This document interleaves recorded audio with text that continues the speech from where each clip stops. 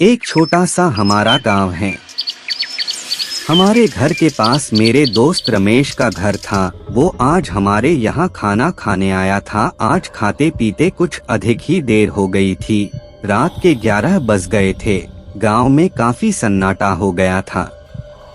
हमारे घर के सामने के रास्ते से जाने से, कई मोड़ पड़ जाने से उनका घर हमारे घर से कुछ दूर पड़ जाता था, पर खेत से होकर एक शॉर्टकट रास्ता था। हम लोग अक्सर उसी रास्ते से जाते आते थे। रमेश बोला, तो दोस्तों ठीक है, आज मैं उसी रास्ते से चला जाता हूँ।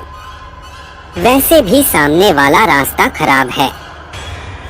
उन्होंने भी उस दिन उसी रास्ते से जाने का निश्चय किया। तो ठीक है, पीछे के दरवाजे से चले जा। रास्ता खराब है, संभाल के जाना। फिर रमेश के दोस्त अंदर अपने अपने कामों में लग गए। रमेश कच्चे रास्ते से धीरे धीरे आगे बढ़ रहा था।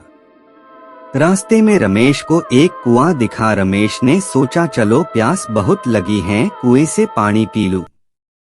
रमेश आगे बढ़ ही रहा था कि कुएं में से एक लाल आंखों वाली चुड़ैल निकली।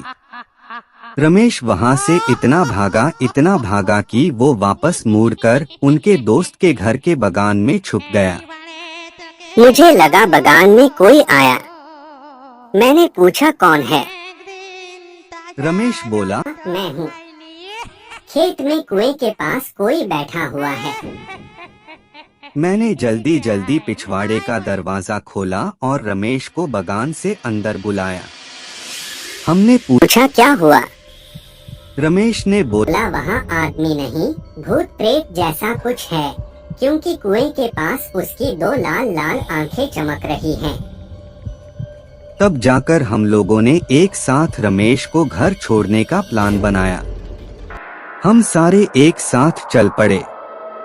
रास्ते में वह कुआं आया। हमने सोचा, चलो हम भी देखें रमेश क्या सच बोल रहा है। हम कुआं के पास गए। काफी देर तक वहां हमें कुछ नहीं दिखा।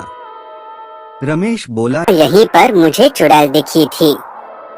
रमेश की बात पर सारे दोस्त हंसने लगे, रमेश का मजाक उड़ाने लगे।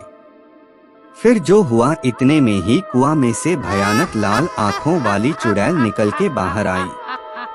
हम इतना डर गए कि चुड़ैल को देख ही नहीं पाए और वहीं पर बेहोश हो गए। सुबह में पता चला हम यहीं पर बेहोश हो गए थे।